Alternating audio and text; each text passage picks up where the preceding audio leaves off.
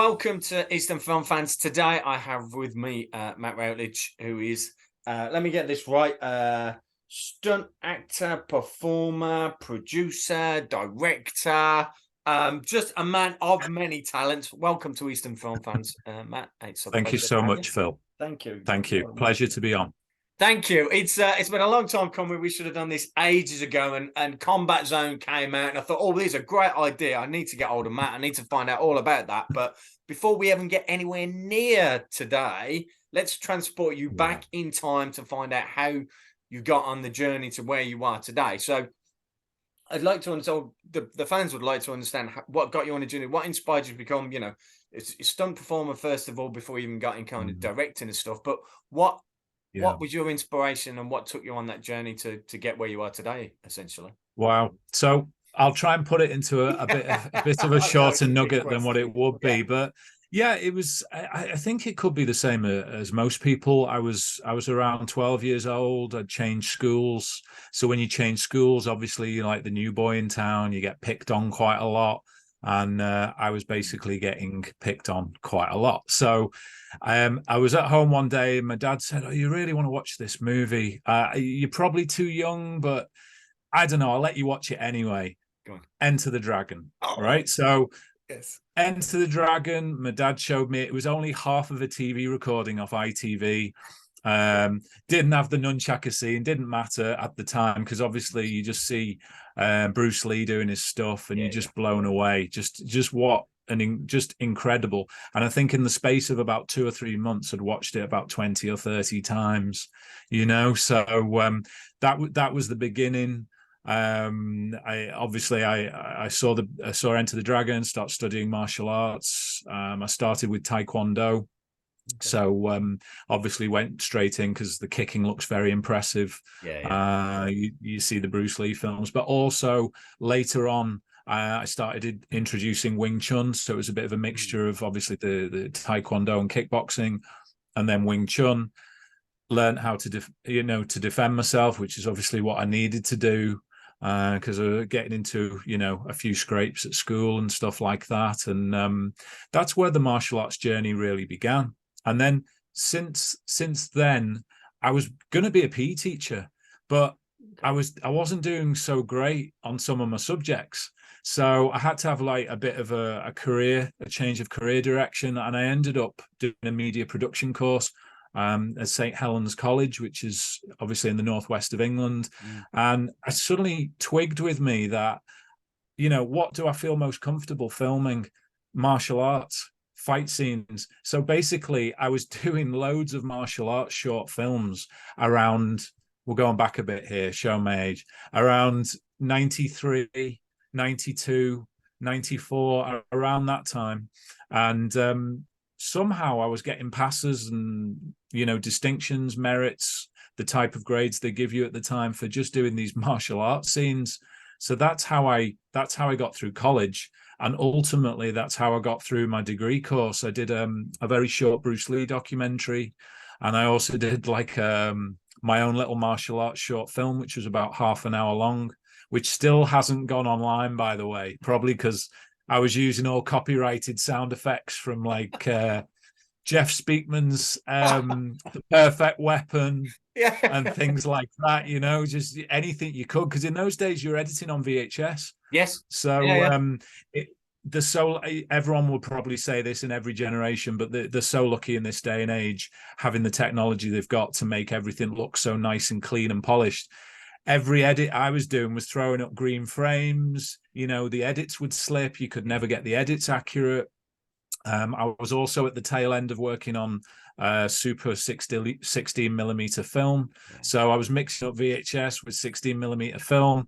And then suddenly, as soon as I left my degree course, everything went digital and mini DV. And from that, obviously, we're into the great formats we have today, HD and 4K and stuff. Yeah, I mean, like I say, they don't know they're born today. Like I say, I did the same. I used to slice. I had 2 VHS recorders. I used to slice them together, put all the fight clips together, and do the kicks several times and all that, and put music over the top of it and all that stuff. It was fun. It was fun. But today, it's easy. You just get your phone and away you go. It's fantastic.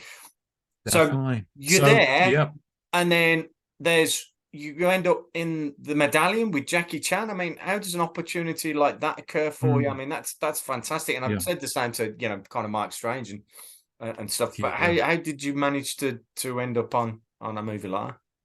Well, basically, what happened was I left my degree course in '98. In '98, '99, Yeah. I started doing a TV pilot called Mersey, which was only Yes. intended to be a pilot for a TV series.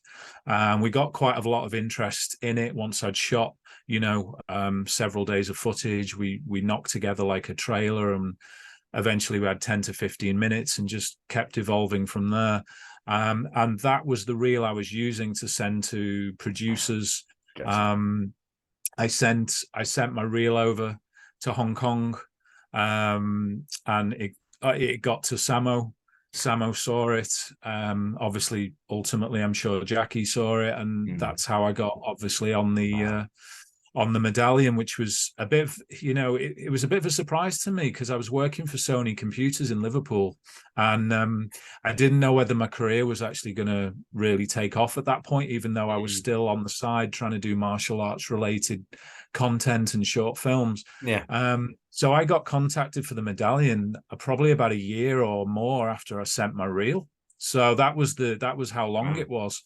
And they said I would be going to Hong Kong. I ended up going to the Thai shoot instead. So I was in Thailand for like 6 weeks, and just an incredible experience. Met some of some of my friends who are still my close friends today. Obviously, Scott Adkins being one of them. Scott, So it's just a tremendous experience, and it was nice to have so many English stunt guys there, even though we were filming in I was saying, Thailand. because you've got on the back of that, obviously Mersey got Displaced comes back around, because obviously I spoke to Chris Jones recently and Mark Strange, which is which should be out by the time this comes out. But and we talked about Displaced, and look at all the British people and stunt performers on it. And around about that time, you're all kind of like within those, you were being asked to, support and stuff. Must have been a fantastic environment.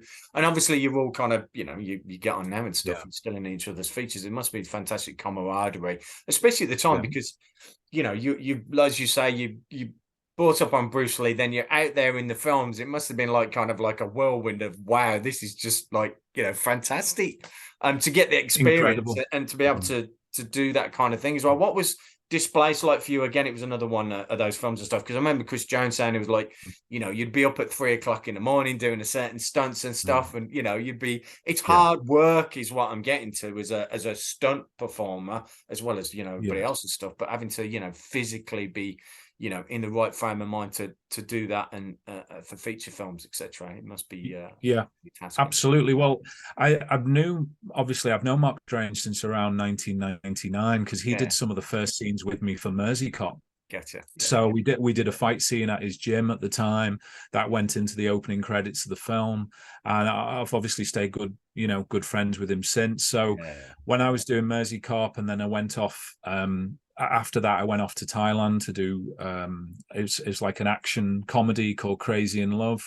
So I did that one in Thailand, and then when I came back to England around 2004, 2005, that's when Mark was still in the middle of finishing off Displaced. So I worked on that in the stunts. I did a lot of the scenes with the machine guns, where there's quite a lot of stunt bits in that particular section of the film. But him, like me, we were both trying to break through into doing bigger and better martial arts films, action films, and there was a lot of people, obviously, like him and myself, from the northwest of England. Obviously that's changed since then. We've got more guys from other areas of the country, but both myself and him have the passion to want to keep going, want to keep making these films, trying to get as many friends in there as possible, people who we work with very well. But obviously it's not easy, because I was very young at the time. You don't have an awful lot of money when you're young, and you're trying to break through. So it's much harder to do things. But yeah, it's just great to say we did them, and obviously it was great to work with Mark on Displaced, great to work with him on Mersey Cop, and after that, obviously after Displaced came Underground, didn't there? Yeah, So yeah, yeah. I worked on that as the fight choreographer, so I was working with Dave Foreman doing a lot of the fights. I would do some of the choreography for some, he would do it for the others, but we both collaborate together and show each other the sequences we've been creating, and obviously comment on what we've been doing. But that was obviously working with Mark again on that was another great experience. Yeah, it's So nice the camaraderie, like I say, you trust each other as well. So you're going to get the best out of each other, which is great, which I found in a lot of the things I've been doing. So you cut your craft, you're doing the short films and stuff. Took a while then for your next feature film, because Tribal Get Out Alive was like 2020. Was it a conscious effort? You thought, right, I've done my shorts, the great and stuff, but I want to do something. I want to do a feature film. Was it consciously you thought you wanted to do that, or how did the opportunity come about? So what happened with that is it's kind of interesting, really, because since around 2008, 2009, I've been working primarily as a DOP and a camera operator. So I've been working a total mixture of filming events, filming interviews, filming promo videos, filming TV commercials. And I was on contracts to companies overseas. So I was working overseas quite a bit in the Middle East, in the Far East. And, it got to a point in my life where I had to prioritize survival and basically pay the bills. So I started doing those. I was doing those for like 5 or 6 years. And then around 2015 time, I started thinking, oh, I really want to be doing martial arts films again. I really miss doing them. And that's basically what propelled me into doing Fixer, which was a short film, a short martial arts film, which was shown at the very first ever Fighting Spirit Film Festival in London, which obviously now is really taken off. I think they're in year 10 or something, nearly or something. So it's great. It's doing great. It just keeps going and going. So I did Fixer, and then shortly after Fixer, about a year or two later, I did a drama called Manipulation, which was received very well at film festivals and picked up quite a few awards. I had a really good, a really tremendous cast on that, and it was good for me because it was more drama. There wasn't so much. There was one action scene in it, but it was mainly working with tremendously good actors.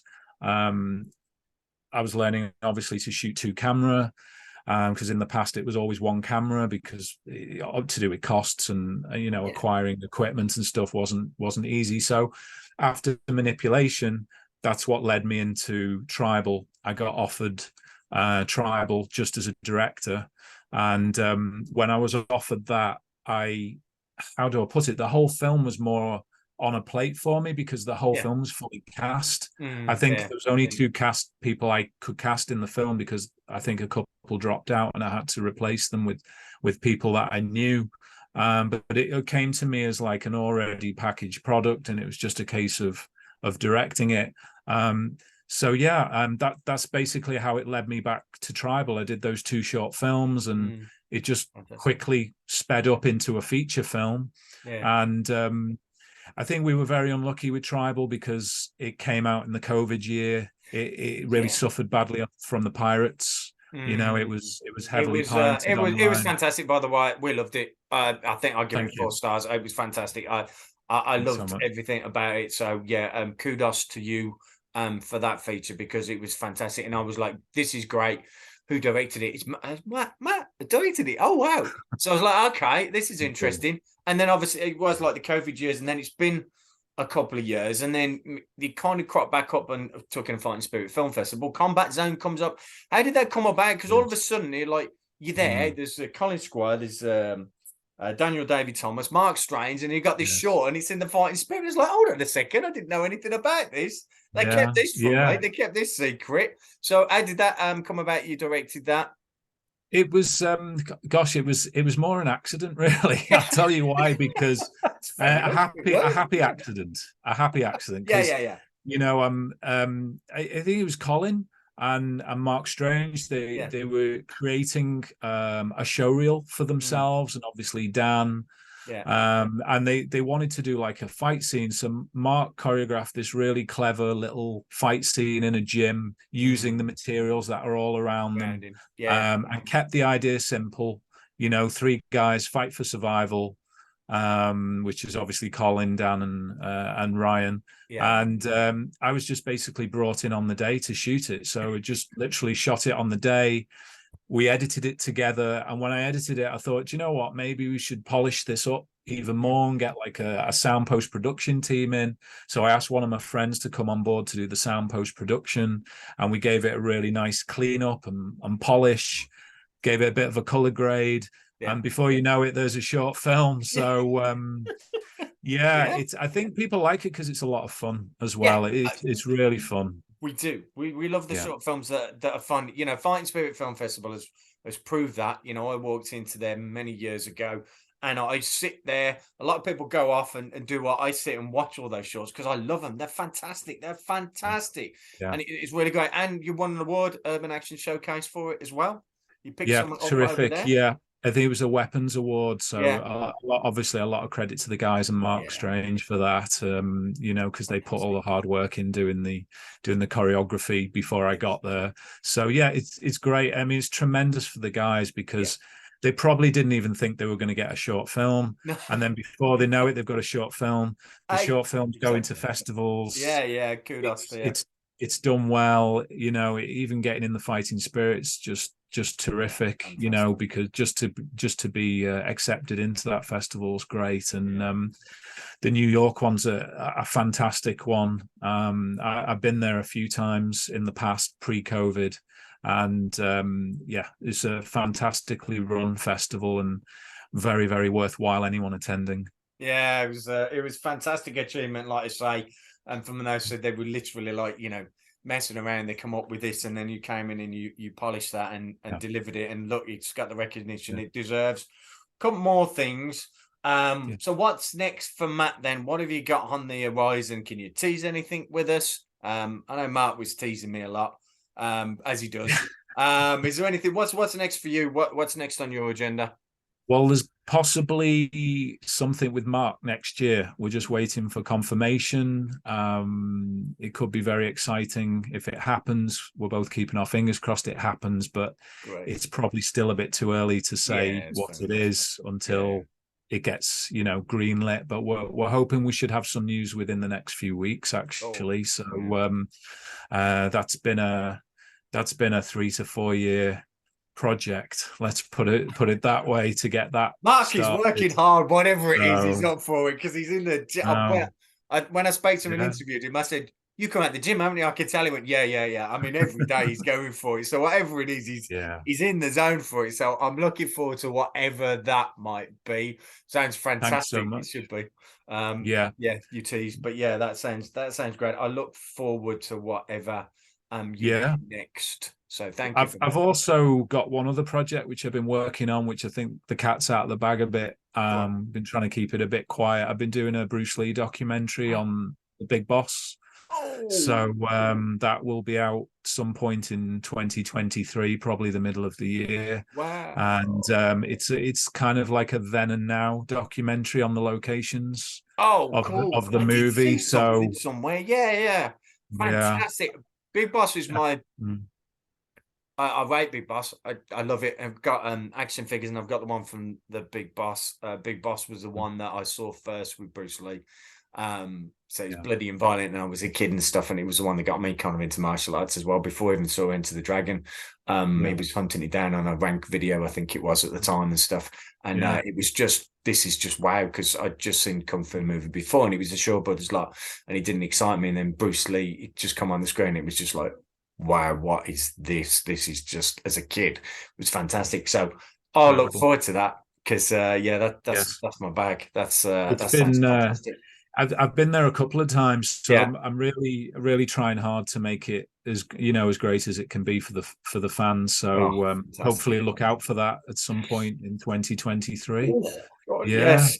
That's got me So, excited. but also I was quite lucky as well when I was in the Far East. I got a chance to work with another martial arts actress called Janice Hung, Yes, yeah, song, yeah. and managed to do a short little piece for her Oh, okay, excellent. while I was over there. So it was, nice to work with her. So I do like collaborating with other martial artists, people who are Fantastic. in the industry. So yeah, because I'm really one of the people who believes that we should all be kind of working together, making the best possible project we can do. So You are right, and I've been saying to Scott. So when you speak to Scott, when are we going to have the great tournament movie again? Come on, it's been yeah, how many years since we had a great one? We need a great martial arts tournament movie. Now, I did say to Scott, you can have Enter the Bull Ring because the Birmingham Bull Ring and stuff because he's a bummy lad and stuff. We wasn't going for that, yeah, but I did say we do need a tournament movie. We should yeah, have a tournament movie and get all the martial yeah. arts in and do it proper because we Mm. deserve one. The fans want one. I want one. Everybody wants one. We haven't had one for Yeah, years. We could do a yeah, brilliant one. The Brits do it best. We could have a yeah, kick-ass one. Just mull that one over. I want somebody to do one. It'd be fantastic. definitely. Um, okay, Be great. final question. The Eastern Film Fans Yes. question I ask all my guests Mhm. is, there will be a drum roll, please. Right. Right, if you were stuck on a desert island and only could take 3 films with you, they can be any genre. What 3 films would you take? Mm. Oh, wow. You've really thrown one at me now, haven't you? I Well, do it to obviously, everybody. I know, and oh, everybody's it. So what I do is ah, I'll talk for a bit while you think, but it doesn't. It can be any genre. It doesn't have to be martial arts per se. yeah. Anything that comes to mind. So you'd just Uh, throw them out there because they will be in the mm. forefront of your mind. I think first one obviously is Enter the Dragon. It Yeah, just yeah. goes without saying, not just because of what it is, it's obviously what it did for my life as Mm. well. Like it's done for a lot of people's lives when they watch a Yeah. particular film and it motivates you and changes your whole career path. And that's basically what's happened to me, as it has for many other people. I'd say Fist of Fury as Yeah. well. Awesome. There's at least 2 Bruces in there. Yeah. And It's for the third one, I mean, it's a tie. I don't know which one to pick because I would say either Drunken Master or Snake in the Eagle's Shadow, only because that was in the first cluster of movies I ever watched. And when I watched both of them, I just absolutely loved them to bits. I could say maybe Drunken Master just a touch, a shade over Snake and the Eagle, but to me, they're very, very comparatively it's difficult. brilliant. I'll let you off. It is difficult to split. Yeah, So I know what you mean. Snake was the first, again, wank video. First video I bought yeah, from HMV when they had them big box ones. It cost me a fortune, that's all I think it was. And it's yeah, fantastic. But Drunken Master's there. It's there. It's like, one of the yeah, first ones I saw with Jackie. So yeah. brilliant selection, Matt. Look, if I ever back on again, you can Thanks. pick a different 3. So don't worry about it. It's fine. That'll be easy. I could pick another 30, most probably. We all could. We all could. I did Michael J. White the other week and stuff and spoke to him. He was like, oh God, this. But it's fantastic. Different people pick different films and not necessarily martial arts ones, which is fantastic. But look, Matt, it's been an absolute pleasure to have you on. Keep doing what you're doing. I can't wait to see the next ventures coming up. I'm sure they'll be fantastic and we'll be rooting for you and looking out for them here at Eastern Film Fans. I want to thank you for your time today and stay safe, be well, and thanks again, Matt.